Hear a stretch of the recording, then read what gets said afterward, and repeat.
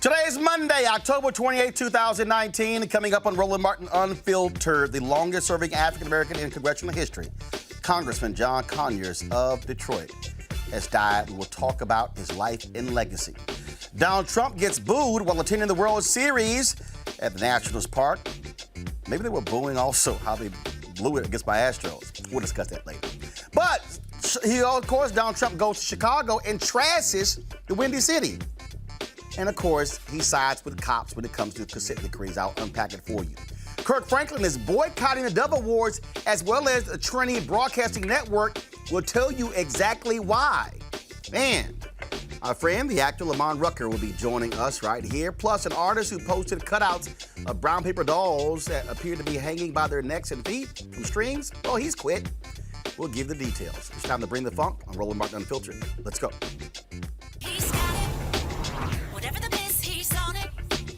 Whatever it is, he's got the scoop, the fact, the fine. And when it breaks, he's right on time and it's rolling. Best believe he's knowing. Putting it down from sports to news to politics. With entertainment just for kicks, he's rolling. It's on go, roll, y'all. It's Roland Martin,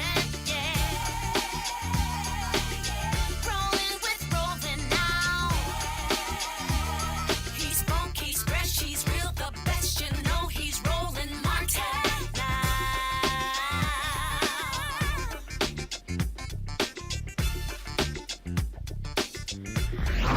Martin!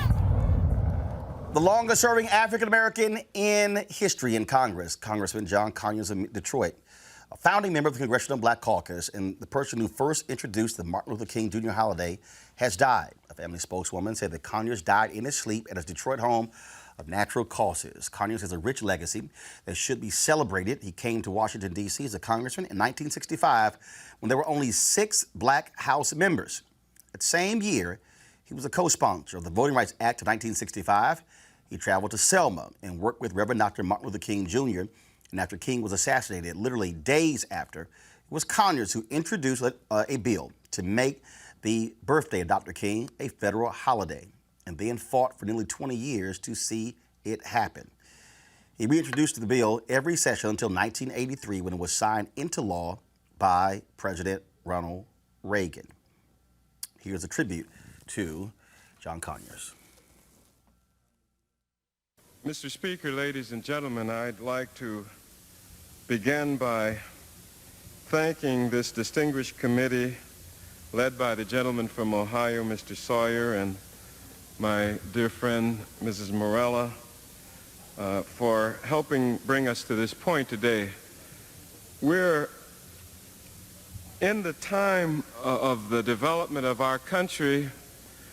We're in the time of a perhaps more gentle administration where the creation and extension of this holiday commission in remembrance of the memory and works of Martin Luther King Jr. are more important than ever. I'm grateful to the Post Office and Civil Service Committee for moving this legislation forward as swiftly as they have. I was the person 3 days after the assassination of Dr. King that introduced the holiday legislation. We spent 15 years, but in a way it was worth the wait because, first of all, the support in the House and the Senate for the passage of a holiday for Dr. King was an incredible and important historic statement which I still treasure very much, and I think its value to the nation will grow in importance as time goes on. During that period of time, though, many of my colleagues were waiting to see if the enthusiasm around the momentum for a holiday for Dr. King would subside, and instead it kept growing. And in a way that had a lot to do with the decision of both bodies and the federal legislature to finally grant what I consider the highest award that this government can pass upon any of its citizens, to dedicate a birthday holiday in their memory. As we all know, only one such other person, the founder of this country, has so high an honor accorded to him and to his memory. And so it is of critical importance that we create a commission that continues to promulgate the history, the memory, and the work of Dr. King, particularly in this era and the time in which we live. I'm reminded, ladies and gentlemen, that high school seniors were not born at the time that Dr. King was taken from us. Many of them do not really have anything but television memories and history book memories. They do not remember the poignant and vivid issues of struggle and movement that made us decide, along with most Americans, that this holiday celebration was worthy of this particular American. And so as we go on, as time moves on, the importance of this commission becomes more important, not less important. Thankfully, there were Americans who came in with startup money to get us moving. I am pleased that we're putting $500,000 into this project annually. I suggest to you it's a very, very tiny amount, but I think it does make a very strong and persuasive statement that we're going to continue the memory of Dr. King now that we have made his memory a part of the American history by recognizing him every year. So I'm pleased. I'm almost as happy as I was the day that the Senate added their blessing to the holiday bill itself. I was there, and it is one of the most important things that I consider myself having contributed to in the legislative process in my career. And so I'm humbled by all of you who have joined in the overwhelming support, and I urge the speedy enactment of this measure. Thank you very much. Conyers was one of 13 black reps to found the Congressional Black Caucus in 1971. President Richard Nixon refused to recognize the group, leading them to boycott the 1971 State of the Union address. He was later discovered to be on Nixon's infamous enemies list. Joining me right now to discuss the legacy of John Conyers is Congressman Al Green of Texas. Congressman Al Green, glad to have you on the show. First and foremost, a lot of people don't realize that Rosa Parks was run out of Alabama. It was John Conyers who hired her when she moved to Detroit, who helped her find a place to live as well. Absolutely. And he was more than an employer. He was a person who extended the hand of friendship at a time of need. And as you indicated, she received a job, but he also helped her to relocate to Detroit. He was a great humanitarian, the kind of person who was looking for someone to serve. He wanted to be of help and did an outstanding job in Congress. I remember when I met him, I was with Mickey Leland. Mickey and I traveled to Florida because there was some unrest there involving the Cuban community. And when we arrived, Mr. Conyers was there, and I've always referred to him as Mr. Conyers, was there, and we met with him. And the three of us stayed in the same hotel room that evening while we were waiting for some other things to develop. He was just a kind and gentle person, but he was a very thoughtful, sage-like person. He had institutional knowledge that was invaluable. He was a chairperson of the Judiciary Committee, as you well know, from 2011 to 2017, and he made a difference in the lives of people who were on that committee. And my hope is that he'll be remembered for his work here in Congress, as well as for his humanitarian spirit that he had. I would add this before you might ask me another question. We don't want to forget H.R. 40, which was the bill that he introduced in 1989 to deal with the whole question of reparations for slavery. At that time, the 40 acres and the mule, which never came to fruition, but he never gave up on it. He persisted with it. And now Jackson Lee from Texas, Sheila Jackson Lee, has taken up the cause. Wonderful person, will be missed, icon, sage, just the kind of person you'd want to live next door to. He was forced to resign because of sexual harassment allegations, and I think it is no shock when you look at how folks are using that to define his legacy. It is very interesting. I'm going to read in a moment a statement from President Bill Clinton as well as Secretary of State Hillary Clinton. There's been no statement from Speaker of the House Nancy Pelosi. I have yet to see a statement from President Barack Obama. What do you make again of, in many ways, the silence? I mean, this was a man who served 53 years in Congress, longest serving African American in history. Do you believe it is fair for folks who want to define Congressman Conyers' tenure based upon why he was forced to resign as opposed to what took place over those 53 years? Let me also add that he was the dean of the House of Representatives.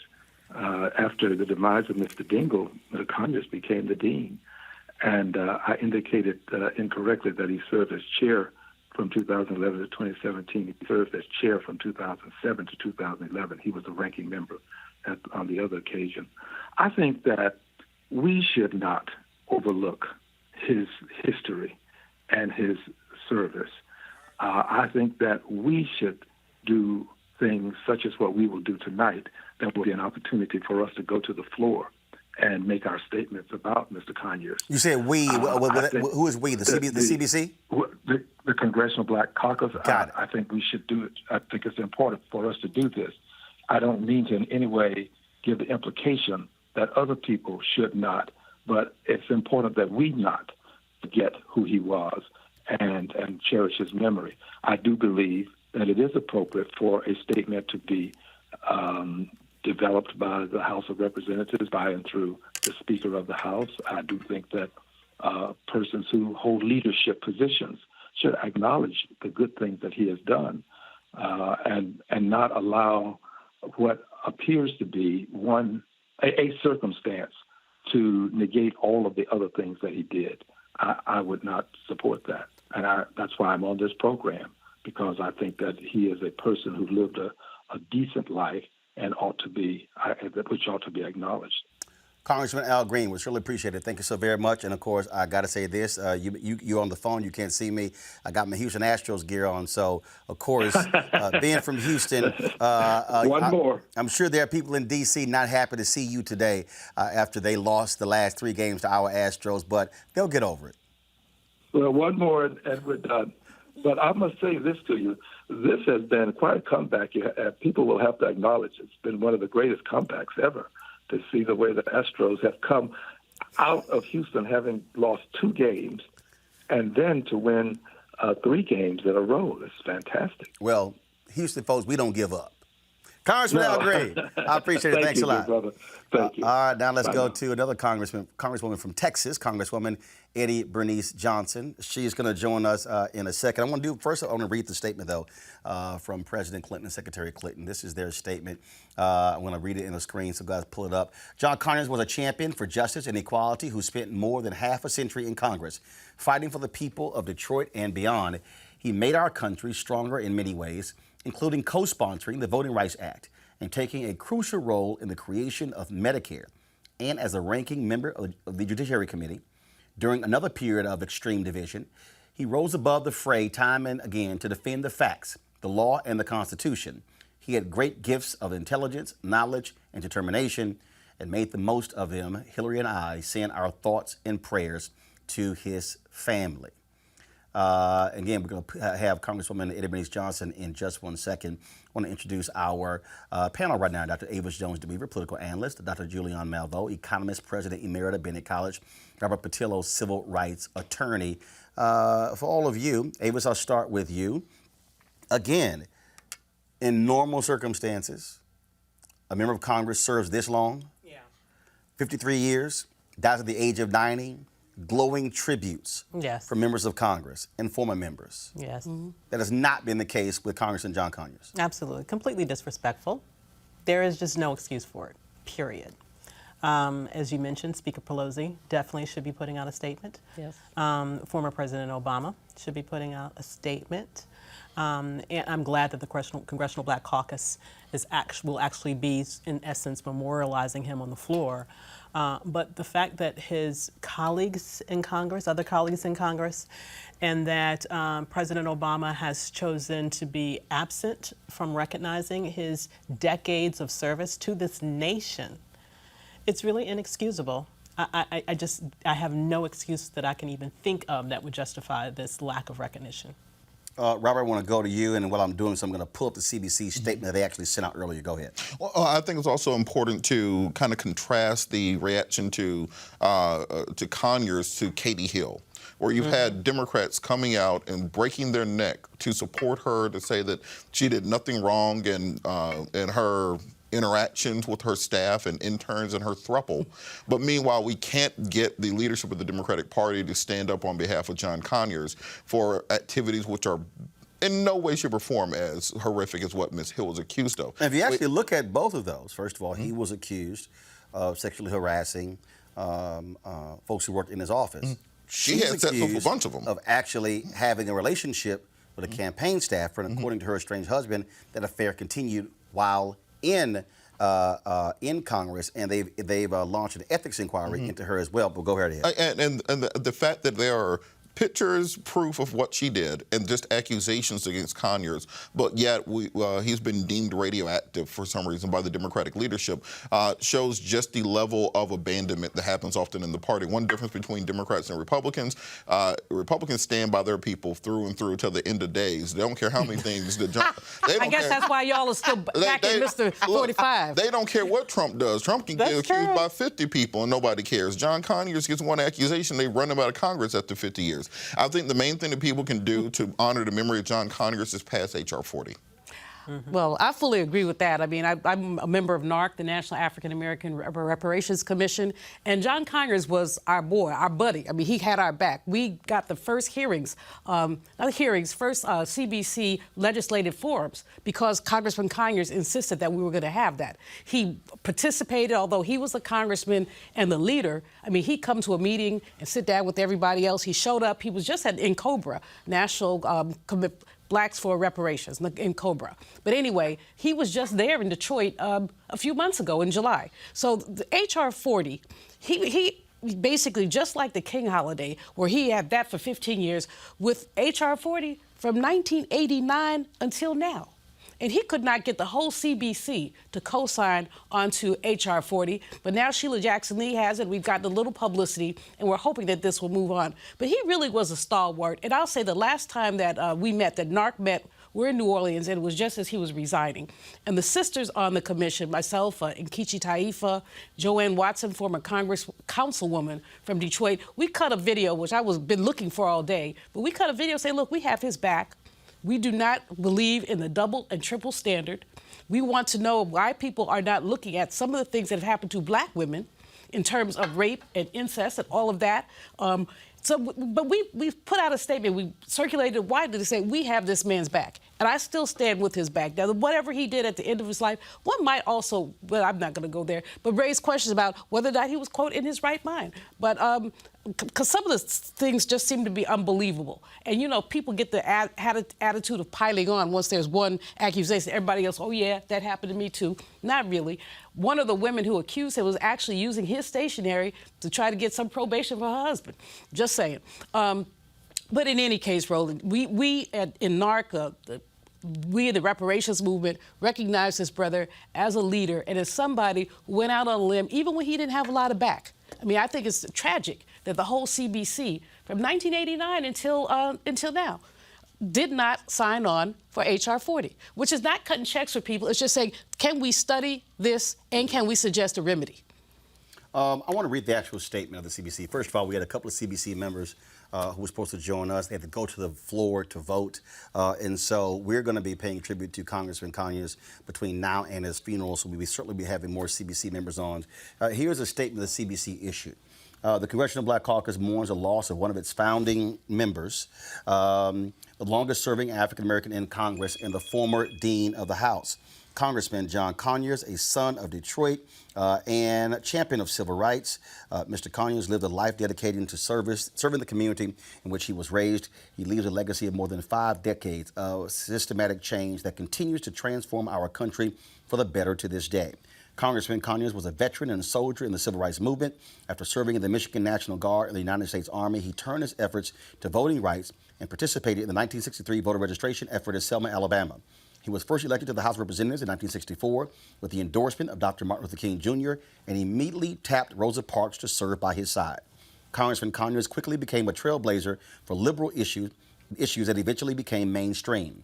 Just 4 days after the assassination of Dr. King, Congressman Conyers introduced a bill to create a federal holiday in his honor and reintroduced the bill every year for 15 years until it was signed into law. Mr. Conyers continued his pursuit of voting rights in Congress as a lead co-sponsor of the Voting Rights Act of 1965. Mr. Conyers was an ardent opponent of the death penalty and fought for police brutality oversight. Now a major issue in the Democratic presidential debates, Mr. Conyers was the first to introduce the expanded and improved Medicare for All Act, legislation to establish a government-sponsored single-payer health care option to control costs. Mr. Conyers also championed the issues of reparations by introducing a bill to establish a commission to study the issue of slavery and race relations in America, which he fought for consideration every year. His fight for justice extended to international issues as well. Mr. Conyers was an early leader in the anti-Vietnam War movement, in addition to the anti-Iraq War movement. He was also a vocal opponent of South Africa's apartheid politics. Congressman Conyers joined Congressman Ron Dellums and other CBC members in confronting President Nixon about imposing sanctions against South Africa. When it became clear he would not act, Congressman Conyers joined Congressman Dellums in introducing legislation to that end and was even arrested at a protest in front of the South African embassy. Congressman Conyers chaired the Government Oversight and Reform Committee, formerly the Government Operations Committee, and was the first African-American to chair the influential Judiciary Committee. For the Congressional Black Caucus, Congressman Conyers was more than a founding member. He was a guiding light. He will continue his vision by serving as the conscience of the Congress in pursuit of justice for all Americans. We extend our deepest condolences to his wife, sons, family, and friends. So when you read all of that, that is not somebody who was just sort of there. Right. No, it's disgraceful that Nancy Pelosi, Speaker of the House, whose back he had, I don't know how many times. It's disgraceful that she hasn't had anything to say. We don't expect 45 to say anything. We really don't. So there's that. But there's so many others. I would expect the Michigan delegation, Roland, to have come out with a statement. Right. You know? The whole Michigan delegation. Yes, exactly. And boy, we haven't seen that. I've talked to people in Detroit today. They are not happy with what they see. They are, in fact, folks in Detroit are very angry. African Americans say that this is an affront to his legacy. It's an affront to African Americans. Wendell Anthony, of course, who is the president of the Detroit branch of the NAACP, put out a lengthy statement as well. Some of the stuff that we covered, but I want to go ahead and say this here. This is what he said. John Conyers was more than just a congressman. He was the go-to guy. He served as the first African-American chairman of the House Judiciary Committee. Anyone who wanted to move issues dealing with labor, human rights, South African apartheid, civil rights, women's rights, even before the Me Too movement, federal judges on the bench or presidents in a pinch would see John Conyers. He was the only politician ever to be endorsed by Dr. Martin Luther King Jr. He stood in the middle of the street calling for calm during Detroit's most devastating rebellion in 1967. He stood in the gap against President Richard Nixon, even making the famous enemies list.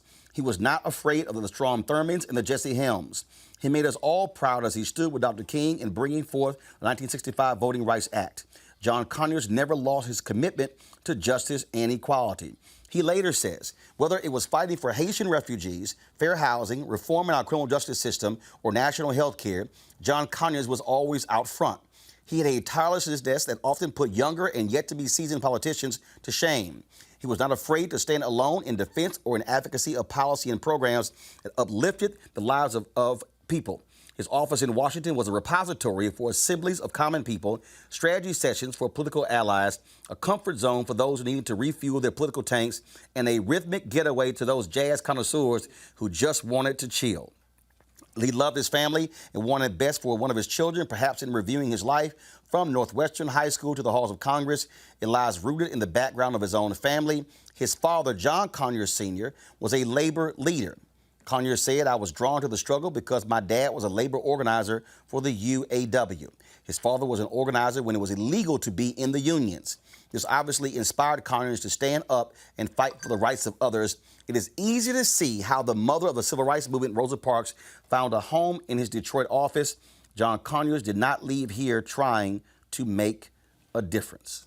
What I think is so amazing about his history is that he was a front runner. He was a forerunner of many of the specific policy issues that right now are at the center of what Democrats are talking about, and they're all trying to outdo each other on, and maybe even in some respects takes credit for inventing things and coming up with ideas. Let me just say that. You know, but if you think about his history as being the first one to push forward towards Medicare for All, as being the first one to put legislation that would sort of start this movement towards reparations, as was mentioned, the King holiday, as was mentioned, fighting against police brutality prior to Black Lives Matter. So all of these issues that we are still struggling with today, to think that he did this at a time where he stood alone and he still pushed for it over and over and over again. And that's why I say the fact that he is not being treated with the respect that he should at this moment is particularly disappointing and angering. And I think one thing we have to remember, something that was kind of circulating online during the last set of protests and social justice movements were these T-shirts from the young millennials saying, "We are not our ancestors." And that got on my nerves. Because I think a lot of these people don't understand what their ancestors went through. Yes. That now we act like we can't fight against the Tea Party or we can't fight against people in MAGA hats. When John Conyers got into office, there were active Klansmen in the Congress, active Klansmen in the Senate. Not hide behind closed doors Klansmen, but I am a member of the Ku Klux Klan and also a United States Senator secondly. And he still was pushing for the issues that we're still fighting for today. And so to not give him the credit that he deserves, to not put his name up in the rafters, to not allow him to have the same honors of other people who've achieved nowhere near what he's achieved, I think that is part of the issue and part of the reason why it's so important to honor our elders. You know, Roland, H.R. 57 was the legislation that he introduced to make jazz a national treasure. He was, you know, he played an instrument, but he loved some jazz, and you know, because of him, there was always a jazz forum at the CBC. But that's something, I mean, so many folks get so serious and they're not looking at the cultural aspects of what we do. And so even though he was a very serious man, was very focused, he also knew how to basically smell the roses, enjoy the jazz. There was a club in D.C., it's closed now, called H.R. 57, which was basically named after the legislation. And they have not been able to stay open. But it was a really great club. And I always think about him in the context of jazz because sometimes when you heard him speak, you could hear the jazz in his voice. You see him moving, you know, from one subject to the other, almost like sampling. And so, you know, I cherish those memories and cherish the fact that we had the opportunity, many of us, not to know him as a legislator, but really as a buddy, as a friend, as someone you could break some bread with. Well, I'll tell you what, folks, I always enjoyed messing with Congressman John Conyers. He was a member of Kappa Alpha Psi. Sometimes he would have his red jacket on, and trust me, every time we would see each other, it was always an Alpha Kappa battle. But it was always great to see him. I'll be perusing my archives for some photos, be sharing with them later this week. And so again, it was always great to see him. I gave a speech, actually gave us several speeches in Detroit, and he would always make it a point to show up at those speeches. And so he was indeed someone who cared about the issues, was very, very quick to also praise the next generation and to encourage them as well. And so we, of course, certainly appreciate all that he meant. As I said here on Roland Martin Unfiltered, we're going to pay tribute to Congressman Conyers every single day up until his funeral because he certainly deserved it. Got to go to a break. When we come back, we'll talk this weekend. Criminal Justice Reform Forum took place at Benedict College. Woo! Things got a little hot. Senator Kamala Harris turn that joint upside down? We'll explain and talk to one of the co-chairs of this bipartisan criminal justice reform center. Let's find out from her what the hell happened at Benedict College. You're watching Roland Martin Unfiltered. Back in a moment.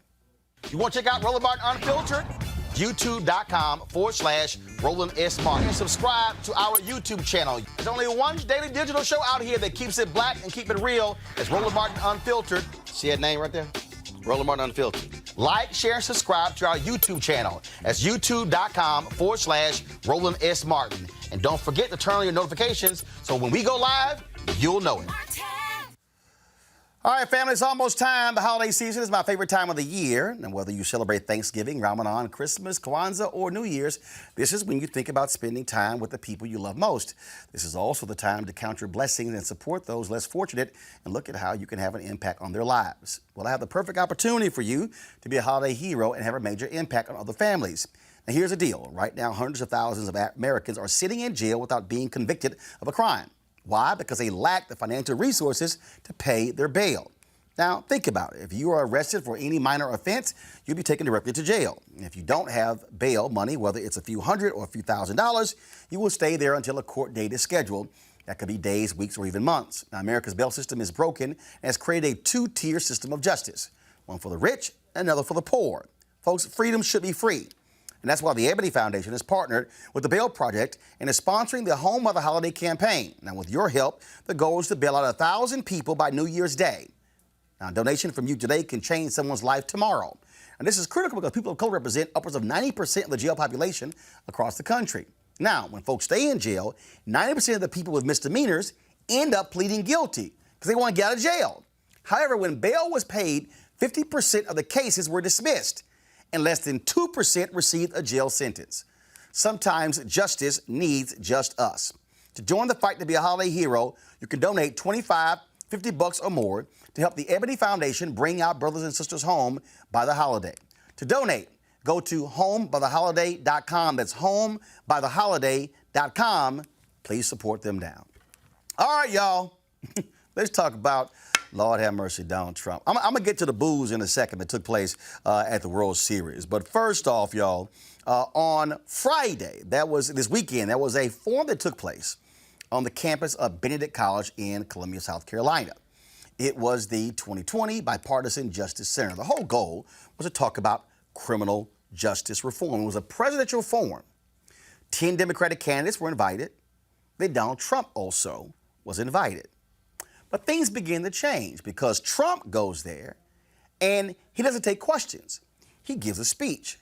Then he gets awarded by the 2020 Justice Center, which ticked off a whole lot of people. They're trying to figure out what in the hell is going on. Senator Kamala Harris, she lit it up by saying, I ain't showing up. And then Steve Benjamin, the mayor of Columbia, said, I will organize an event for her on the campus to allow all students and others to attend. And then when she protested, it caused the original sponsor to pull out, and Benedict College took over the forum. What in the world went on? I said, well, one of the co-chairs is Tashara Jones.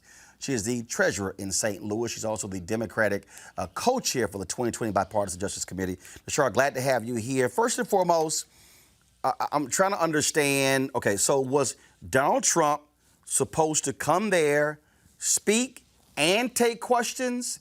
Because this morning when I talked to the president of Benedict College, she said that was the original plan, but then the White House declared Friday an official White House event, which changed everything. What happened?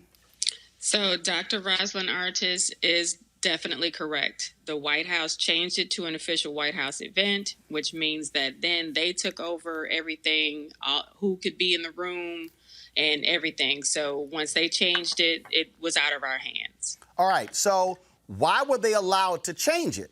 Why didn't your group say, no, you're a declared candidate. These are the original rules. This is how we're going to proceed. And either you could accept those rules or not. Well, I'm not trying to throw any of my cohorts under the bus, but I wasn't involved in the discussions to arrange his visit. Hold up. You're the co-chair. But I am we have a Democratic co-chair, right, and we have a Republican co-chair. and so I think of those as caucuses, right? So my responsibility was to make sure that we could get as many Democratic candidates there. Okay, but if this is a bipartisan effort, again, I don't understand how y'all work, but if this is a bipartisan effort, I would think that both sides are sitting at the table, going over the plans, going over who gets there. So, for instance, I was told that Governor Weld, Joe Walsh, and Mark Sanford were invited. Well, they've been saying on social media, no one contacted them, and they were trying to get invited. Can you answer that? I cannot, because again, all I was responsible for was the Democratic side. As the Democratic co-chair, I was in conversation with the campaigns that I could get in touch with to see if they wanted to come, to send them letters of invitation, to confirm the details, to confirm, to pass them off, to make sure, what part of the schedule, which day they were on, because we split them up between Saturday and Sunday. And that was my responsibility. So who handled the Republican stuff? So as far as I know, our Republican members handled the Republican side. So that's our founder, Ashley Bell. He's a Republican. And I know that he was in close contact with the administration to try to see if the president was going to come. But here's the problem. Why was Ashley Bell even involved? Because Ashley Bell works for the administration. Well, you're going to have to ask those questions to Ashley Bell. And I can't speak for, the whens or the whys or the whats, but what I can say is that we made history this weekend.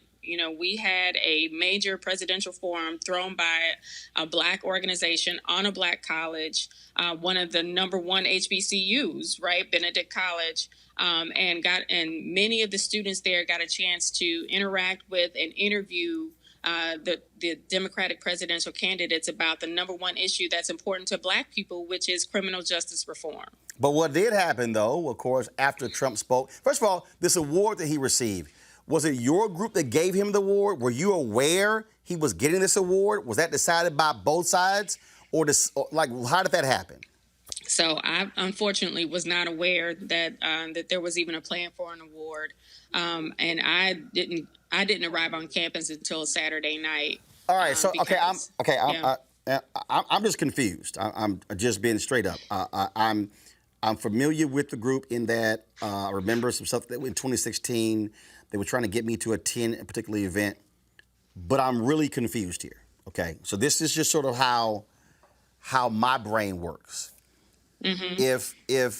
If I'm a part of a bipartisan group, then I'm thinking that the Democratic people, Black people, are sitting in a room with the Republican Black people, and both are communicating over all of the details, so we're on one page. So what you're saying is that you didn't know what the Republican stuff was happening. They didn't know what was happening on the Democratic side. You don't know that an award was given. So is that how business is done on everything in this group? No, Roland, and you're right. I believe that this was, a huge fallout of communication within our group, and I will take responsibility for that as well, because again, I didn't know. I was, I'll be totally honest with you. I was at homecoming at Hampton, and I started getting text messages on Saturday saying, "Hey, did you know Trump got an award?" And I didn't know. So, a lot of our membership was blindsided, but, we're also learning a lesson from this. We can either take this as a learning experience and move forward in a more organized fashion, or not. And I think we're going to do just that. We're going to make sure that we are all on the same page, that everything is communicated, and that everybody is that everybody's on the same page with all of the details going forward. So, for instance, one report said that only 9 Benedict students were able to attend. And when I talked to Dr. Artis this morning, she said there were another 30-some-odd students. She said she counted them. The room only held 267. So who were the people who were invited on Friday? Even that, it was a White House event. Did they determine who got invited, or your group did?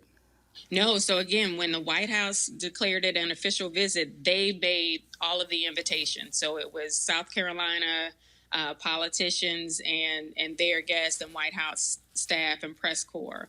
So when they take over, we lose control of the event. But just like Dr. Artis said, there were more than 10 students in the auditorium. It seats 267, and there were over 30 in attendance. So from your perspective, first, was it wrong for him to be given an award? 2, was it wrong for this to become an official White House event? 3, was it wrong for him not to take questions? So just from my perspective, Tashara Jones, not speaking as the Democratic co-chair of 2020, so just me and you, no, I would not have given him an award. I think he should have taken questions from the students. And what was your third question? The third question is, should they have been able to take over your event? I don't agree with that. But the White House does a lot of things that I don't agree with. So, I think that go ahead. This was an opportunity for students to have one-on-one interaction with the president, and that didn't happen. Senator Kamala Harris was supposed to be there on Saturday. She said that she was going to pull out of the event in protest, was going to have her own event. Then we were told that that 2020 pulled out as the presenting sponsor, and Benedict College took over the event. You said you got there on Saturday. Is that what happened? No, I wouldn't say that is exactly what happened, because I spoke Sunday morning, and also closed out the event by giving students the instructions for the HBCU straw poll that we're conducting with all the HBCUs in South Carolina. But I will say that our staff was still there interviewing the candidates. Every candidate that was interviewed on Saturday and Sunday was interviewed by a 2020 member or introduced by a 2020 member. And also our staff was behind the scenes helping with production for the event. So basically it was still a 2020 event. In conjunction with Benedict College. I want to make sure that Benedict College gets its due. Their staff and faculty and students really showed up and made this event a success. But it's also, to be perfectly honest, it made Benedict look bad because people on social media were trashing the university, were critical of the university, and frankly, they've had to go into damage control. Initial reports said that students were locked down in dormitories, forbidden to leave. In talking to President Artis, she said that it's common when you have motorcades, the presidential motorcade coming. She said the same thing happened when President Obama came to campus. And so all this drama around it actually hurt Benedict. Yeah, and I would also say it hurt our organization as well. When the White House changed it to an official visit, protocols changed and guest lists changed, and a whole host of things just were up, just thrown up in the air, and we had to adapt. But I would say that Saturday and Sunday, I spoke to some students myself, spoke to some other people who attended. The students really enjoyed themselves. And again, were able to interact with candidates. I was backstage with several of them as they were interviewing Elizabeth Warren and really giving her some hard questions.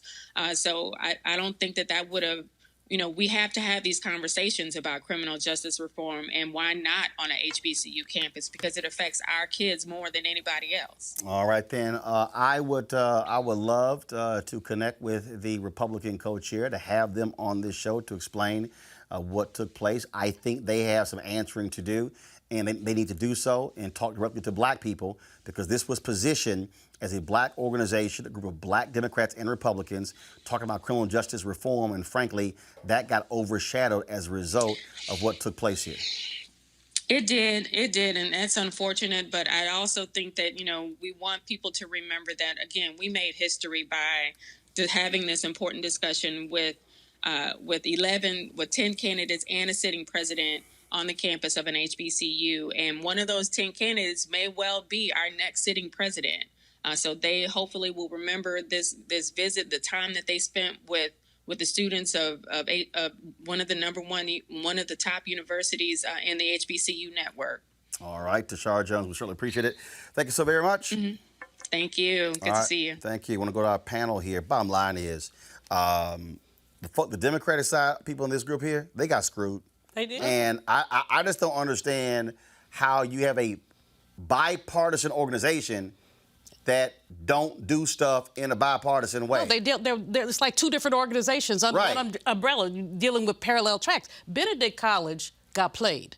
What you had on Friday was a Trump rally on an HBCU campus. They flew in Republicans from across the country. This Ashley person, Ashley Bell, again, who used to be a Democrat, flipped to Republican. Ashley worked for the administration. So he's a founder of the group, but he was a Democrat. But he works for the administration. Why in the hell is he involved in the planning of this event when he worked for one of the declared candidates? So, basically, again, it's regrettable that the college got played because it's always good to see people on an HBCU campus. But this was a Trump rally on an HBCU campus. And he did not And that's what he wanted. He wanted the photo op. And Walter Kimbrough, the president of Dillard, he tweeted, he said, I won't call this a Trump visit to an HBCU unless he took questions from HBCU students. And he wouldn't take questions. Students were sequestered. They were told to either go home for the weekend or stay in their dormitories. True, whenever there's a motorcade, there is some security. But young people their First Amendment rights were shut down. Many of them want to protest. They were not able to do that. They were told that if they did anything, they would be subject to disciplinary action. Now, back in my day in the 70s, all you had to do was tell me I was going to get disciplinary action, and I'm like, okay, it's on. But young people these days are a lot more cautious, and obviously your parents are not sending you to school to get kicked out. But this was horrible, Roland. I was so disappointed and just repulsed by the way that man used black people. Avis, so now we know the reports that the sponsor pulled out was a lie. Yeah, well, here's the thing. What happened here was that the Trump employee, who is the co-founder of this organization, colluded with the people in the White House to provide this photo opportunity for him at an HBCU where he could give them this award. And I'm told two people were for the White House were involved, Ashley Bell and Jerron Smith. The same Jerron Smith who went on Don Lemon's show on CNN Friday night defending what took place, I'm told, by Republicans and Democrats, that they were heavily involved in the planning of this entire event. Well, were the candidates, were folks on the other campaigns, were they heavily involved? That they flipped this whole thing. It was supposed to, on Friday, it was supposed to be a speech and a Q&A. They turn it to a White House event knowing full well they take everything over. Absolutely. This was not, she found out about it at the last minute. But let me tell you, this was not a last minute decision. Nope. Okay? It took time. You don't move the president in a last minute decision. There's an advanced teams that are involved. Exactly. This was planned from the beginning, and she got played, and I don't understand how she can trust them moving forward to doing anything with them moving forward.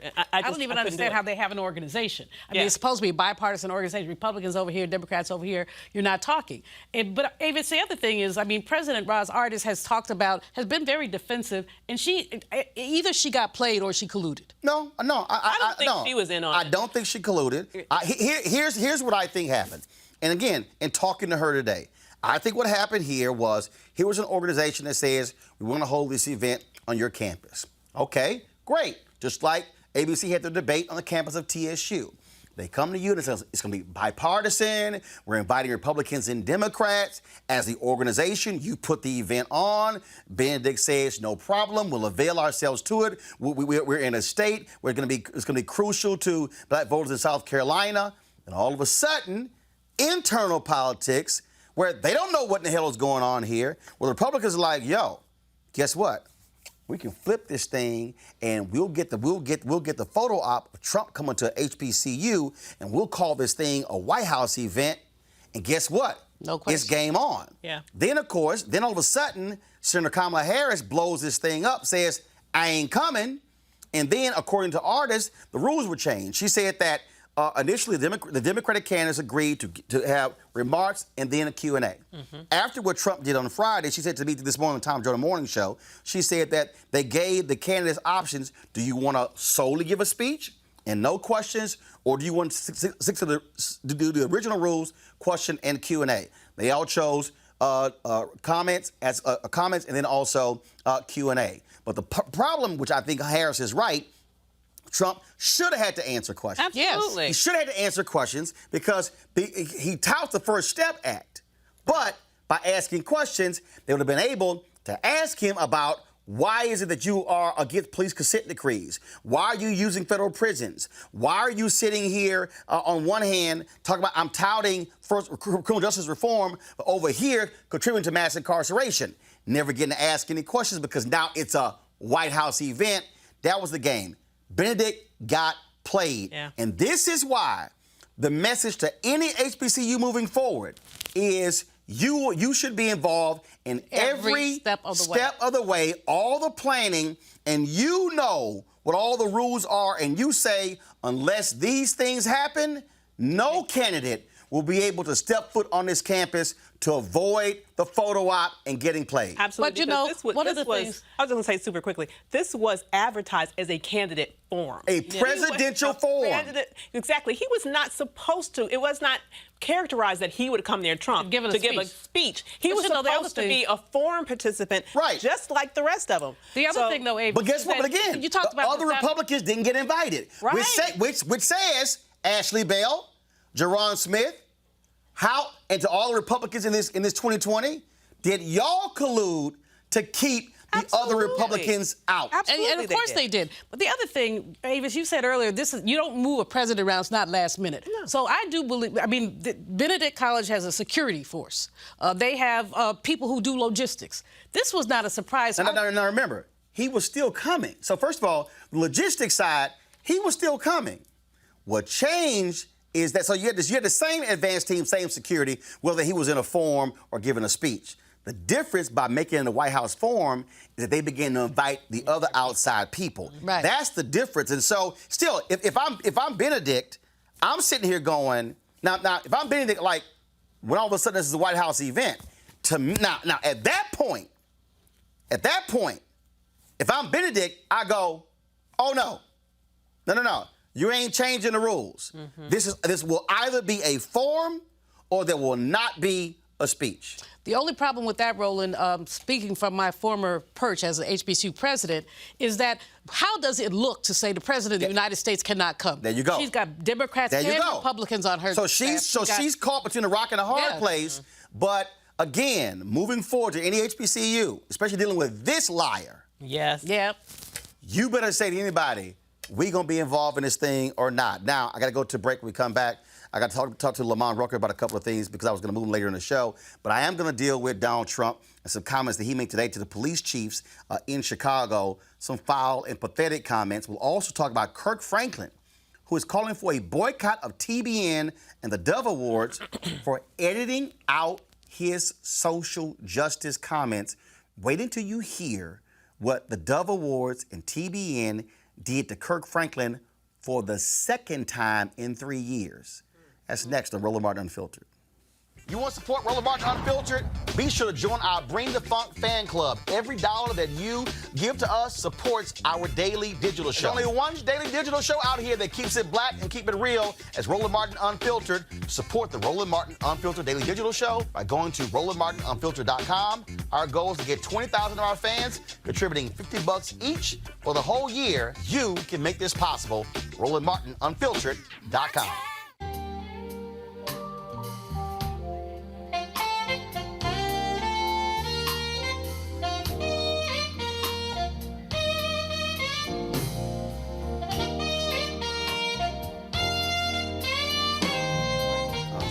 Hey, folks. Second annual Luxe Jazz Experience in Cabo, November 7th through the 11th. I will be there broadcasting Roland Martin Unfiltered there on that Thursday and Friday. If you want to participate, if you want to come out, it's going to be a grand time. 14 amazing acts. Go to LifeLuxeJazz.com. But if you cannot make it, you can still check out the live stream. You can have a guest pass, folks, $10.99 to watch all of the concerts over the course of 3 days. I'm talking about some amazing artists That, of course, is my frat brother, Gerald Albright. Of course, we had Kirk Whalum on the show last week. He's going to be there as well. Some of the other people who are going to be in the house, actor, comedian Mark Curry, oh my goodness, Donnie McClurkin, Alex Bouillon, Raul Madon, Incognito, Pieces of a Dream, Average White Band, Shalea, Roy Ayers, Tom Brown, Ronnie Laws, Ernest Quarles. Man, it's going to be jam-packed. If you want to get the live stream, go to gfntv.com. That's gfntv.com, gfntv.com. You can watch all 3 days, live stream, all the concerts right here on your phone, on your iPad, on your computer, just for the cost of $10.99. So we certainly want you to do that, and we look forward to the Luxe Jazz experience there in Cabo.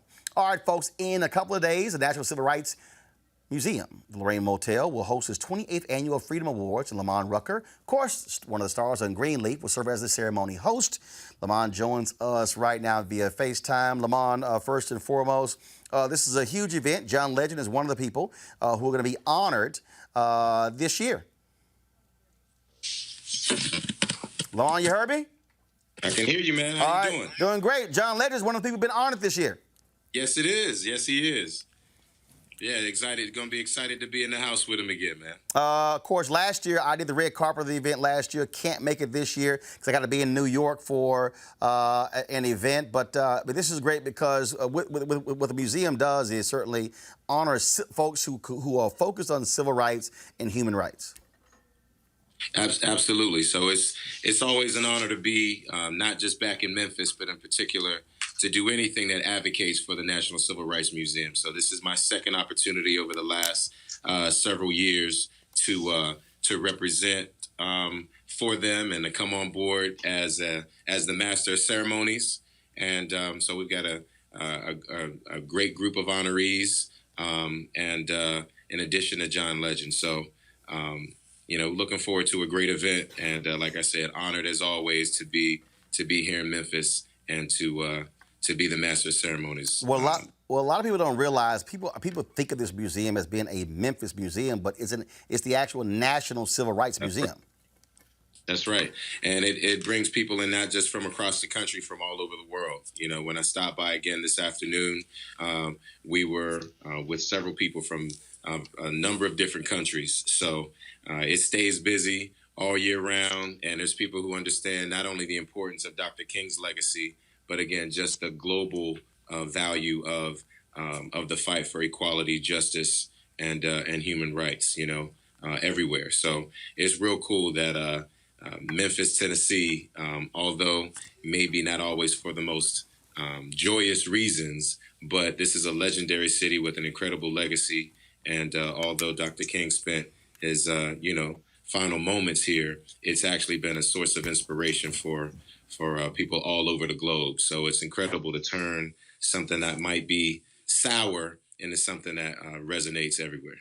All right, then. Well, Lamont, we look forward to it. And last year, we streamed, the ceremony took place, but over the weekend, we actually streamed the whole ceremony, and we look forward to doing it again on Roland Martin Unfiltered. So good luck with it. Tell everybody at the museum I said hello, and hopefully I'll see them in 2020. You got it. All right. Always good to talk to you, brother. All right, brother. Thank you so very much. Thanks a lot. My man. All right, folks. Got to go to a quick break. When we come back, we'll talk about crazy Trump in Chicago, trash in the city. He said it was worse than Afghanistan. So how easy was for your ass to fly in and out? This is Roland Martin Unfiltered. You want to check out Roland Martin Unfiltered? YouTube.com/Roland S. Martin. And subscribe to our YouTube channel. There's only one daily digital show out here that keeps it black and keep it real. It's Roland Martin Unfiltered. See that name right there? Roland Martin Unfiltered. Like, share, and subscribe to our YouTube channel. That's youtube.com/Roland S. Martin. And don't forget to turn on your notifications so when we go live, you'll know it. Oh, yeah, over the weekend, the Houston Astros played the Washington Nationals, beat them in 3 straight games, took a 3-2 lead, but and last night, of course, was Game 5. Yeah, I had to say that. Yeah, you just had to say that. I did. That's why it's not mandatory, Roland. I know. That's why I wore the Astros World Series. Be a gracious winner. That's why I wore the Astros replica ring. Zoom in on that, please. Yeah, I know. Good. Henry's a Nationals fan, but he's a bandwagon one because he didn't see any gear now. See, Henry only wears National stuff when they're winning. They're losing. So this here is the floating, Roland. Yeah, this here is the. That's the furthest it goes in. This is the Houston Astros, the replica of their 2017 World Series ring. Looks great, doesn't it? And so the Astros sent that to me. And so I just wanted y'all to see that. But anyway, at the World Series, when they showed images on the big screen of the military, people cheered. Then this happened.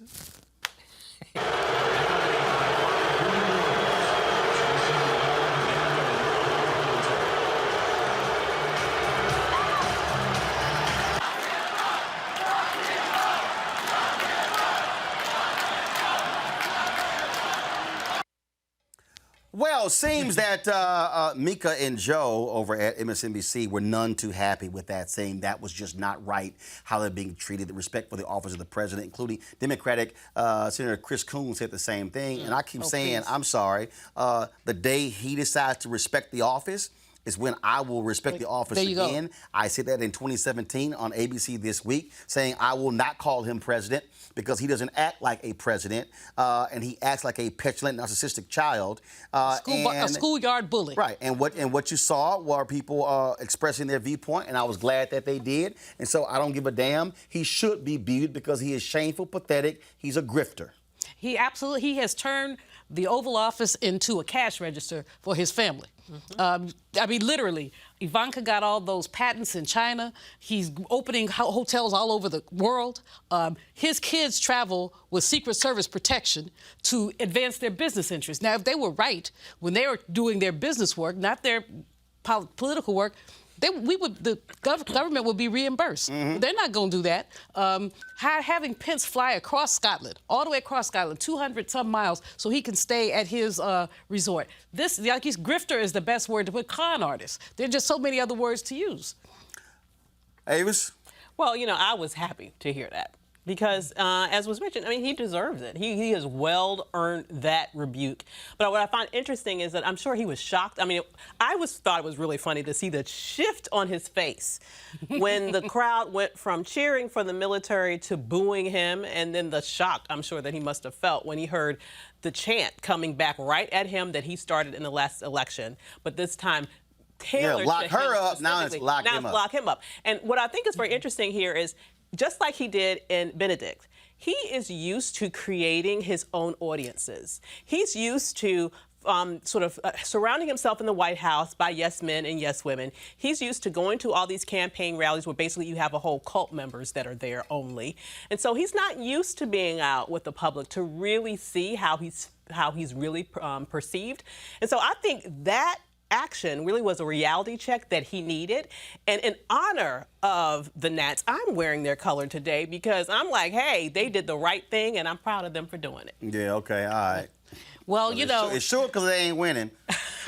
Okay, Roland. Roland is like a sore winner. No. Losers, but Roland Let's is be a real sore clear. winner. Huggy Lowdown and Chris Paul were talking ignorant, mad trash on the Tom Joyner Morning Show when they went up 2-0. And I said, you might want to think twice. And this morning, Huggy couldn't say nothing. Even hung up his phone on his own segment because I was killing him. It could have dropped. All I'm saying is, if you gonna talk, now his call didn't drop. You don't know that. He was subdued. He was in a state of depression. Oh, come on. And I trolled the hell out of him on Instagram. No. I'm gonna play it at the end of the show. I ain't gonna play it right now. But I hit him with something. What the Nats fans was represented last night. Yeah, they did. That's with right. The signs, with the veterans for impeachment. Sure they were? That's why I was loving was the veterans for impeachment. Right. Yeah. I thought they were booing losing 8-1. But you're right. They were booing Trump. All right, y'all. Speaking of the orange one, this fool spoke to the International Association of Police Chiefs today in Chicago, and all he did was trash the Windy City. But there is one person that's not here today. We're in Chicago. I said, where is he? I want to talk to him.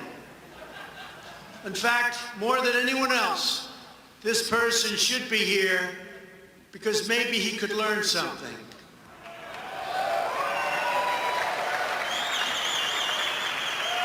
And that's the Superintendent of Chicago Police, Eddie Johnson. A few days ago, Johnson said, quote, the values of the people of Chicago are more important than anything President Trump would have to say. I don't think so. Because that's a very insulting statement after all I've done for the police, and I've done more than any other president's ever done for the police.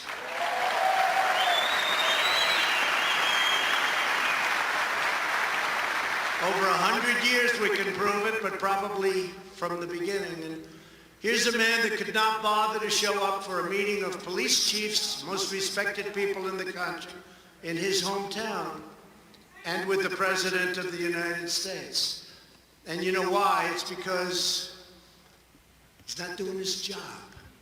Last year, 565 people were murdered in Chicago. Since Eddie Johnson has been police chief, more than 1,500 people have been murdered in Chicago, and 13,067 people have been shot. During the first weekend of August 2019, 7 people were murdered and 52 were wounded in 32 shootings in Chicago. And recently they had 78 shootings over a weekend spree and 3 people killed. And Chicago has the toughest gun laws in the United States. That doesn't seem to be working too well, does it? And a lot of you people know exactly what I mean. But under Johnson's leadership, they certainly don't protect people. Then you have the case of this wise guy, Jesse Smollett, who beat up himself.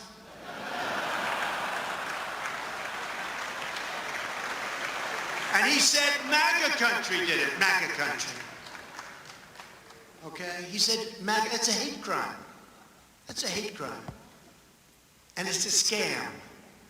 It's a real big scam, just like the impeachment of your president is a scam.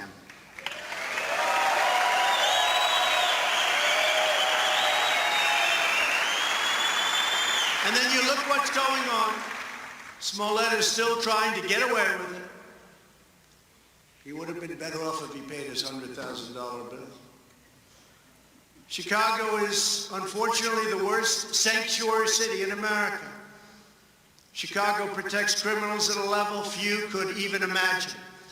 Last year in Cook County alone, ICE asked local law enforcement people to please, pretty please, we beg you, we'll do anything necessary to stop crime. We want to stop crime. Please detain 1,162 people, please. But in each case, the detainer was denied.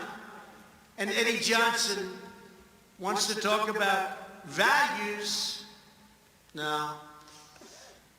People like Johnson put criminals and illegal aliens before the citizens of Chicago. And those are his values. And frankly, those values to me are a disgrace. I will never put the needs of illegal criminals before I put the needs of law-abiding citizens. It's very simple to me.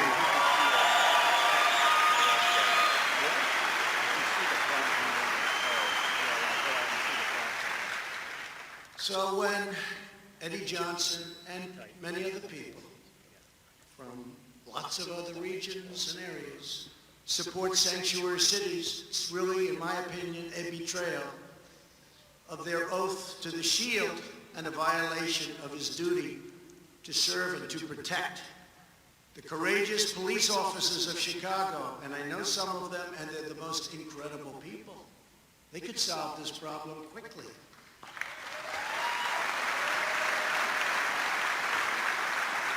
It's embarrassing to us as a nation. All over the world, they're talking about Chicago.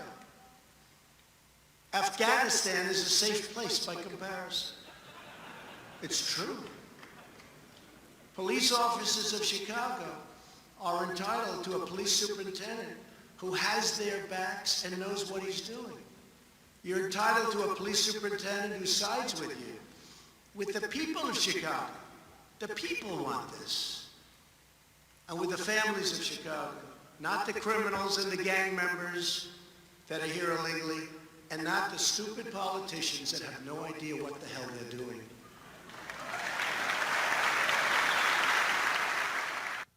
Now, Donald Trump also spoke about consent decrees. Here's what he said.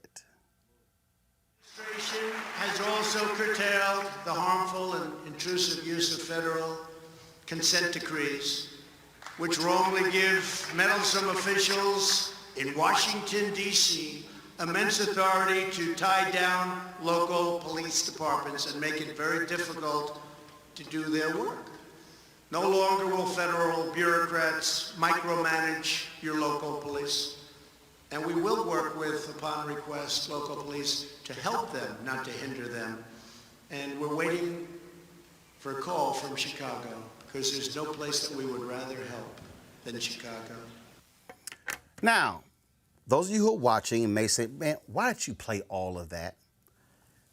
I didn't play those comments so you could hear what Trump had to say. Julianne, I played it so they can hear the applause. Yes. Yep. At the police chiefs. Other than guys like Art Acevedo, who's a police chief of Houston, and a few others, these police chiefs are largely white men who are walking in lockstep with Donald Trump. And when he talked about consent decrees, that was the first thing Jeff Sessions did when he came in, tried to get out of the consent decree in Baltimore. Then this SOB has the nerve to talk about the police chief in Chicago, but guess what they try to do? Get out of the consent decree of those same cops in Chicago. He wants thuggish cops. He wants cops But he said that. brutalize people. He wants cops who have no accountability. And these police chiefs are like, that's our guy, because we want to do whatever we want with impunity. And, you know, he said this during the campaign. There was, I remember there was somebody, he said that he wished the police had basically jacked them worse. I forgot the exact quote, but he said, I wish they were jacked. He said, I wish they jacked them worse. He has been baiting the whole time. You know, at the criminal justice reform thing in Benedict, one of the things that we must know, this man has never apologized for his attack on a Central Park 5. He has never apologized for that, even though they've been exonerated, walked away with millions of dollars, correctly so, never apologized. So he has decided law and disorder is basically the name of the game, that these police chiefs have no accountability, which means their police forces have no accountability, which means that when a man goes and shoots somebody playing video games through their window, you know, it takes a minute for them. Now, they did the right thing by firing him, but it took a minute. When there are just so many cases. And when we were to talk about San Bernardino, man puts his hands up and they shoot him anyway. So these police chiefs have been running roughshod over citizens. And for him to stand there and attack the black man who is the police chief in Chicago is absurd, but also lets you know who he is, what he is, and what he's all about. And Roland, you were very kind to call him an SOB. I mean, we could go a little lower. No, look, first of all, the problem I had with, why did I say that? Because that's what he called NFL players. See, this is where me, Mika, and Joe don't agree. See, and also Michelle Obama. See, Mika in her Instagram post tried to invoke Michelle Obama by saying, you know, as Michelle Obama said, when they go low, we go high. No, they go low, they hit you below the belt, I'm gonna hit your ass in your ankles. Because I'm sorry, the way you deal with a bully is you punch a bully back. Absolutely. This man wants no accountability. He has no issues with how police are acting. He never speaks against them, and he wants these rogue cops roaming the streets, doing whatever they want. And we tell that story, oh, we can quickly solve what's happening in Chicago. Oh, Chicago has tough gun laws. But he won't deal with the fact that Indiana, the line is like right across the street, and most of the guns are coming from Indiana, Mike Pence's state, where he used to be governor. Well, he's very selective in terms of his ability to be in favor of law enforcement. Because if you look at what he does and what he did here, he's very much in favor of law enforcement that is about using brutal force against black people. But when you look at our intelligence agencies, who are seeking to enforce the law against him and his lawlessness, he has absolutely nothing good to say about law enforcement. So I find it very interesting that he only appears to be praised and praising those Klan-like elements of law enforcement that really focus their efforts on brutalizing Black people. But when we talk about our intelligence agencies, when we talk about those people who have spent their careers protecting this country from illegal actions, and they found him caught up in a web of activity that they found in terms of legal, and it's not just them. Right. We had that Senate bipartisan commission come out and say that there was proof that they also agreed that Russia was involved with the previous election. So he has nothing good to say about law enforcement when it comes to his illegal activity. But when it comes to people who are sitting there spending their careers abusing Black folks, he has everything good to say. And here's what's laughable about Afghanistan. First of all, if he flew to Afghanistan, he couldn't say it in advance. It would have to be, it would be radio silence, kept quiet, out of fear of the terrorists knowing. Mr. But everybody knew he was flying into Chicago. Absolutely. So to sit here and act as, oh, Chicago is Afghanistan is not as bad as Chicago. Mr. Bone Spurs does not have the guts to go to Afghanistan. So let's just be very or any place else where there's danger. I mean, if you look at basically his record before he became president, he was a wuss and a punk, basically, and he's still a wuss and a punk. Like when he skipped out on that rally in Chicago when the bros showed up. But you know, the thing about this, Roland, he has adhered to his assertion that he could shoot somebody on Fifth Avenue and get away with it. Now what we know is that he can meddle with the Ukraine and ask for quid pro quo and get away with it, that he can meddle basically closing aspects of federal agencies and get away with it, that he can defy Congress and get away with it, that they can subpoena people and he tells them don't show up. So he basically, and let's be clear about what this is about. Republicans have given him a pass. They've said they know what the law is. They give him a pass. No, they're not giving him a pass. They've said, no, we're going to give you the pass. Well, I believe they are getting, I believe they're all getting help from foreign actors, not just Donald Trump. I believe that the Russians and perhaps other foreign countries are, and we saw proof. The Ukrainians that were just arrested. You had several Republican congressmen and the governor of Florida come out and say, we need to give money back that they just gave us. So they are buying off the entire GOP. What we're seeing right now is someone who is incapable of playing fair. He only knows how to win if he can tilt the situation. And that's exactly what he's trying to do now with the election. And that's exactly why he is at every given chance berating law enforcement that is investigating him, because he knows that he doesn't have control over that situation and he knows that he is involved with illegal activity. All right, y'all. All right, I'm going to go to a quick break. When I come back, I know I'm going long today, but man, we just had way too much stuff. This is about to blow y'all away. Gospel star Kirk Franklin is boycotting the Trinity Broadcasting Network, the largest Christian broadcast network in the world, as well as the Dove Awards. I'm explain next and why we're going to join them. You're watching Roland Martin Unfiltered. You want to support Roland Martin Unfiltered? Be sure to join our Bring the Funk fan club. Every dollar that you give to us supports our daily digital show. There's only one daily digital show out here that keeps it black and keep it real as Roland Martin Unfiltered. Support the Roland Martin Unfiltered daily digital show by going to RolandMartinUnfiltered.com. Our goal is to get 20,000 of our fans contributing $50 each for the whole year. You can make this possible. RolandMartinUnfiltered.com. All right, now many of us know Kirk Franklin as one of the top gospel artists in history. Folks, not somebody who's very controversial in terms of a brother who focuses on his music, but my man from Fort Worth, Texas, is not happy. Y'all, he posted this today on his Instagram account. Folks were blown away by what he had to say. And if you want to understand how white Christians feel about social justice that impacts black people, listen to what they did to Kirk Franklin. Today, I feel like quitting. I am heartbroken that I even have to share this with you. In 2016, I was blessed to win an award for Best Gospel Artist at the Dove Awards. Many of you may not know the Dove Awards in comparison are the Christian Grammys, like the Stellar Awards or the Gospel Grammys.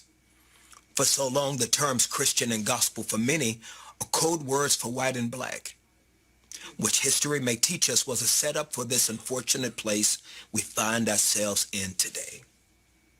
During that award speech, I felt the responsibility as a Christian and a man of color to address the civil unrest at that time that was plaguing our country, with the killings of Philando Castile and Walter Scott, just to name a few, by white police officers.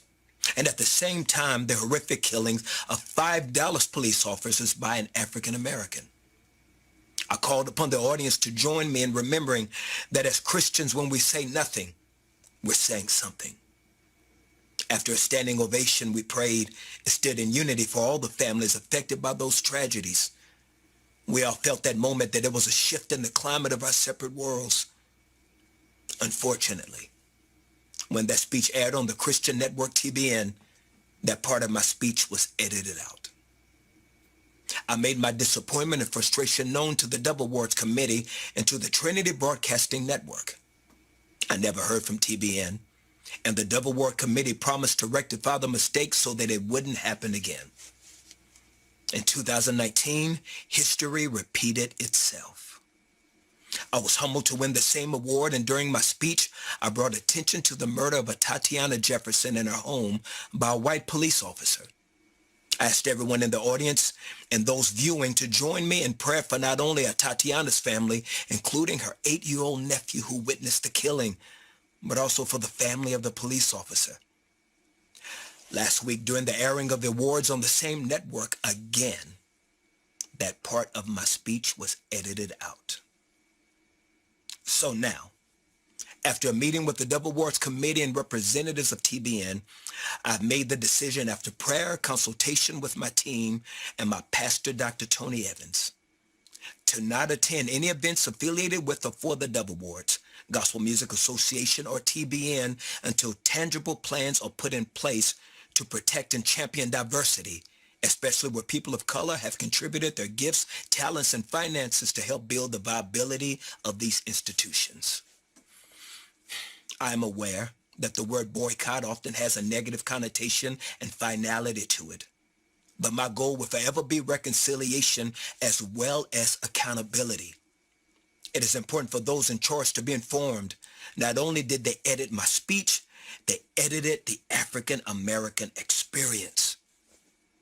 I'm not asking those in the gospel community to follow my decision. No, this is my personal choice to take a stand and hold responsible those in positions of power to acknowledge the issues in our separate communities that have existed from colonialism to Jim Crow. To many of the issues facing us today, I pray there will be a significant change from this hurtful experience. I look with anticipation for that day of healing, and I'm committed to contributing to that process. In the end, we will not remember the words of our enemies, but the silence of our friends. And I know Kirk Franklin is saying it's just him, but I dare say any black preacher, any black evangelist, and any black artist who goes on TBN should tell them, I will never come on again until you apologize to Kirk Franklin, until you fix this and remedy what took place. He should not be standing alone. This is pathetic. The fact that a Christian man who is from Fort Worth, Texas, spoke about the shooting death of Tatiana Jefferson. Today is the day of rage. People all across the country are highlighting her case. And they have the audacity to cut it out. You know why? Because at the Dove Awards and TBN, they are white, conservative evangelicals who are more in line with Donald Trump and these MAGA people who don't want to criticize these white police officers, who don't want to speak against police brutality, who love talking about their being pro-life, but say nothing about the life of Artiana Jefferson, nothing about the life of Rekia Boyd, nothing about the life of Aiyana Jones, and numerous other African Americans who are killed. They say nothing. Mm-hmm. And then have the audacity to edit the man's comments out?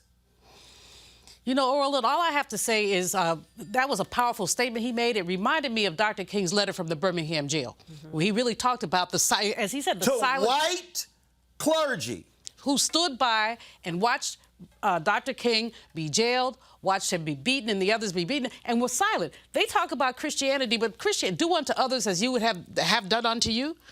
So they want to get their behinds beat by policemen? Or had their kids shot through a window by policemen? You know, that what you do for the least of these, you do for me? I mean, these people are not Christian. They basically wrap themselves around a Bible, or wrap a Bible around themselves, and sin, everything they do is a sin. Because basically, they are attacking life. As you said, life. You can't say you're pro-life and watch people be shot. Right. Yeah. I mean, let's just be very real about who we're talking about here. These white evangelicals have historically and to this day preferenced race over what they claim they believe in terms of their religion. If you look even at what they're saying today, even beyond this issue, there's been lots of research that shows that they think that they preference, for example, their support for Trump over any of their Christian values. I mean, when you think about what he has done and what he continues to do in his life, to sit there and praise him and raise him up like this shows you who they are. And, you know, it makes me believe that, for example, switch people. I believe that if Kanye West had been there, spouting his ridiculousness, what he had to say would not have been edited at all. No, not but at all. because you have an artist who has a black consciousness, who is willing and brave enough to talk about a black experience, that is not something that they want to allow in that lily white space. And so when you look at the history of evangelicalism and how they specifically pushed out black people, this to me is quite in line with who they are. And just like the brilliant Dr. Maya Angelou said, when someone shows you who they are, believe them the first time. But you know, people in the black Christian community who've been on this network, who've been to these, they need to follow. Who are currently on the network. They need to follow Kirk Franklin, because basically what they have become for these people is a profit center. Absolutely. They are a profit center, and they're being played, if they believe that these people care about them, they are being exploited, but perhaps they don't care because they need the visibility. Why don't all these churches get together and start their own darn network, as opposed to basically sitting at Massa's feet, asking Massa for crumbs? And that's literally what they're doing. I admire what Kirk Franklin said, but I would be much more buoyed by his statement if we saw 1,000 ministers saying, I'm there too. If we saw the Christian community, I'm going to watch that mess. Right, and they need to publicly. But see, here's the other piece. Not just black preachers. Yo, go to my iPad. I'm looking here. These are featured programs on TBN. I dare say that Beth Moore should say, until you apologize to Kirk Franklin and change, pull my program.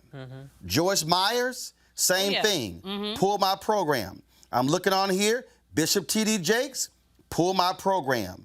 I see something down here called C.C. Weiner, Let Them Fall in Love. C.C., pull your program. Charles Stanley, pull your program. We know Franklin Graham ain't gonna pull a damn thing because he don't care about black folks. But I'm saying Dr. Tony Evans of Dallas, pull your program from them. Ed Young out of Houston, we know you ain't gonna do nothing because you had that foul crap you had to say about, of course, Roy Moore supporting him in Alabama. We know you're not gonna say nothing at Second Baptist Church in Houston. Oh yeah, you didn't think I know that, huh? Yeah, let's see who else is on here. Greg Lowry, pull your program. We know Mike Huckabee gonna do a damn thing because he agrees with that crap. But I'm reading some of these folks here who have shows on TBN. John Gray, pull your program from there. Joel Osteen, pull your program from there as well. Kenneth Copeland, all you care about is money, so we know you ain't pulling jack. So you want to keep getting that money. But as I go down here, all these folks, if you are white and you supposedly care about social justice, You should tell TBN and the Dove Awards that they are dead wrong. And so I'm going to tell you right now, we're going to stand with Kirk. We're going to keep this pressure on. And what we're going to do is we're going to call each one of these folks and ask them, are they going to stand with TBN and the Dove Awards, or are they going to stand with Kirk Franklin? And that's going to determine whether or not you actually care about the black experience, that you care about social justice. And so this is not, let me be real clear, y'all, because we also covered that crap with the Word Network when Kevin Adele was joking around with George Bloomer. And Kevin Adele, I got his number, I text him, he didn't respond to me. But the fact of the matter is here. Same thing. We call you out, Kevin Adele, at the Word Network, and the black preachers on the Word Network who are still silent should be saying something to him by saying, until you apologize to George Bloomer for your actions as well. Y'all, we don't need these people to spread the gospel. We don't need to be on TBN and the Word Network. We sure as hell gonna hold them accountable. Dove Awards, y'all too as well. And so Kirk Franklin, I've already called Kirk. I sent him a text saying we stand with you, and other artists should come out and support Kirk Franklin, because to edit out that man's comments is beyond shameful. He was speaking about a Christian woman shot and killed by a cop in Fort Worth. You had the nerve to say that that wasn't good? Yet y'all the same ones on your programs talk about Christians being persecuted in other countries. Oh, if a Muslim was persecuting somebody, oh yeah, y'all be all over it. But you don't give a damn about black folks being persecuted and killed in the United States. Kirk is right, they're wrong, and we're going to hold them accountable. All right, folks, we certainly appreciate it. Thank you so very much. I know we went long, but that's what we do. Tomorrow I'll be broadcasting from Indianapolis, where Stewart Speakers, they have their annual event, the State of Black America Conversation. I look forward to moderating that conversation. And so Indianapolis, I will see you tomorrow. And then, of course, when that program is over, we'll get out of there real quick, so I can go watch my Astros beat the Nationals in Game 6 taking place at Houston's Minute Maid Park. Please. And so, look, y'all had a nice run, but it's about to come to an end, Avis. Roland, you it's don't about know to come that. to an end. You don't know that. You better pray, okay? Because you better pray. And, yeah. And because of what happened in the last 3 games, trust me, you'll never see Henry wearing a Nationals hat. He a bandwagoner. See, he jump on when they winning. Boy, but he's scared like a cockroach when the lights come on when they lose. Roland, all right, y'all. You're wrong. I ain't wrong. In fact, I was going to show this. Hold on one second. I was going to show this here. Let me go ahead and, do I have it on this phone right here? I got to go ahead and show y'all this here. Because, see, last night, I'm going to show y'all the short version. Because, you know, Huggy Lowdown was talking a whole lot of trash. And when I say a whole lot of trash, I mean a whole lot of trash on Tom Joyner last week.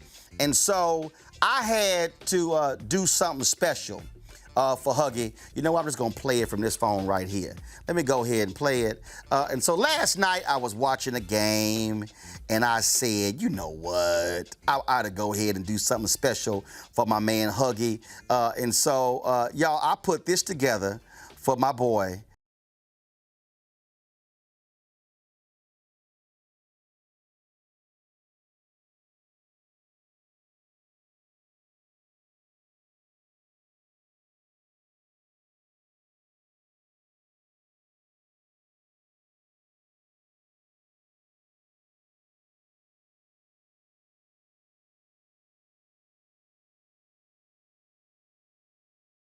Okay, so then I'll do a short version. This was later in the video, y'all. Go.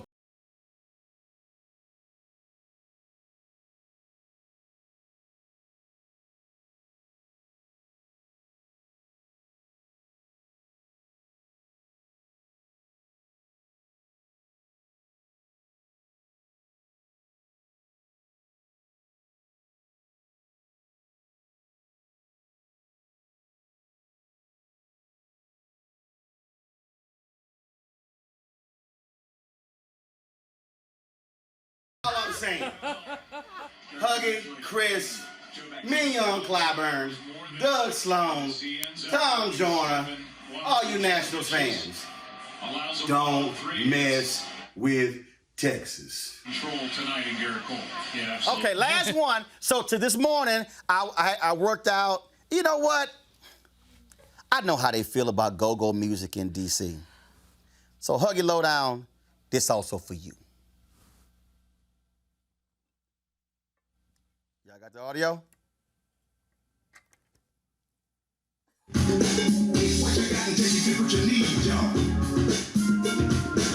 Hey, Huggy, this was the Astros last night against your Nationals. Busted loose.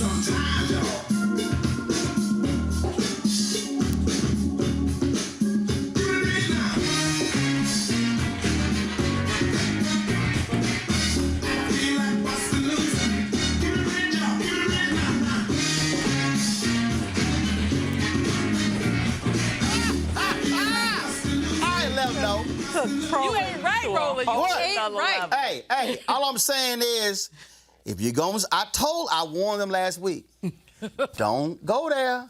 I'm going to get you back. And I got them back. Game 6 tomorrow night in Houston. Y'all better win now. I got to go. Yeah, It don't matter. You talk so guess much. what? They can't troll that good. No, I'll tell you what. They can't troll that good. You talked a whole lot of Dookie today. They can't troll that You good. have talked a whole lot of They Dookie. can't troll You better that good. pray that they win. I'm good. Otherwise, we I gonna got get the you. socks. I got the sock. We good. It's all good. All right, I got to go. Holla!